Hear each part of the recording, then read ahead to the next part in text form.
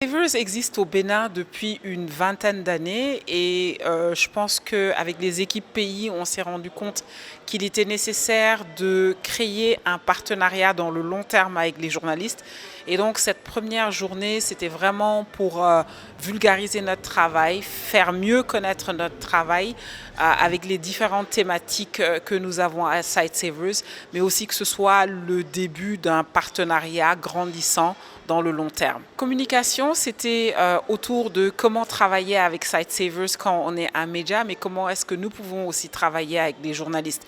Alors je suis revenue, j'ai fait une revue un peu de ce qu'était notre rôle au niveau de l'équipe média, comment est-ce qu'on travaille avec les bureaux pays, mais aussi l'accès que les journalistes ont quand ils veulent travailler directement avec Sightsavers, notamment même un toolkit avec des informations leur permettant d'utiliser le vocabulaire nécessaire quand on parle de personnes handicapées. Donc c'était un round-up de tout ça que j'ai fait à travers cette communication-là. Et nous sommes très contents et nous sommes bien ragadis avec les différentes thématiques, les communications qui ont été déroulées. Et cela montre vraiment l'engagement de Sightsavers à donner vraiment une chance à toutes les couches vulnérables de la communauté. Nous avons parlé des maladies tropicales négligées, des maladies qui sévissent vraiment dans certaines communautés béninoises. L'organisation internationale Sightsavers a pris l'engagement de collaborer avec les journalistes béninois, les médias béninois, pour qu'ensemble, ils puissent sensibiliser les populations de commun accord, bien sûr, avec le ministère de la Santé et d'autres organismes également.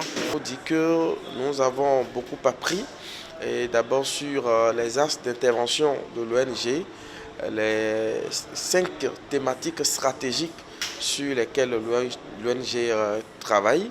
Ça nous a permis en tant qu'acteurs des médias de savoir qu'il y a beaucoup de choses à faire, surtout en ce qui concerne par exemple les maladies tropicales négligées, l'onchocercose et autres qui continuent de sévir dans certaines régions du pays. En tant que radio communautaire, en tant que radio locale, je crois qu'il y a un besoin d'information et de sensibilisation à l'endroit des populations qui vraiment souffrent beaucoup et parfois même refusent des soins faute d'informations conséquentes, faute de communication adéquate.